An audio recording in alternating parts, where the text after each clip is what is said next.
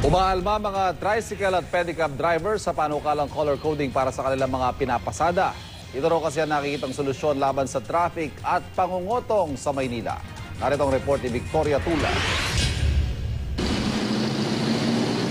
Pinakukulayan na ng pamahalaang lungsod sa mga driver ang kanilang mga tricycle at pedicab. Bagamat may amnestiya pa ngayon, sinabi ng ilang tricycle driver na pinagbawalan na silang dumaan sa mga pangunahing kalsada simula Lunes.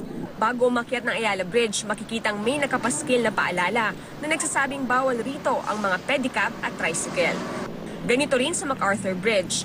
Kaya naman ngayon pa lang dumadaing na ang mga nagpe-pedicab at tricycle. Hindi naman yung totoo, ma'am, na kami nagdudulot ng traffic, ma'am. Sila lang siguro, mali lang siguro nila po mamahala sa traffic. 500 pesos hanggang 1,500 pesos daw ang multa sa mga lalabag na tricycle driver. 5 beses nang nahuhuli si Elizabeth. Dahil sa lumiit na kita, umalis na raw sila sa inuupahang kwarto at sa tricycle na natutulog.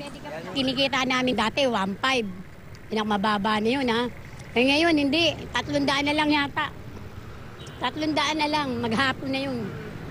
Ay yung kinakain pa namin. Kaya nga nahirapan ako magbayad ng bahay.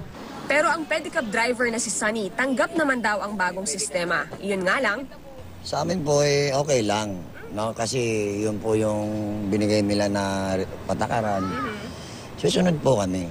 Pero sana wag nilang kalimutan na wag nila kami tanggalan ng hanap buhay. ang inaalmahang color coding sa Maynila, siya din daw nakikitang solusyon sa traffic at pangungutong sa Angeles, Pampanga. Sa Olongapo City naman, malaking tulong daw ang 30 taong umiiral na color coding scheme sa mga bus, jeep at tricycle. Bukod sa lumuwag ang trapiko, nakaambag din daw ito sa peace and order dahil mas madaling matukoy ang mga pasaway na driver. Para sa unang balita, Victoria Tulad, reporting.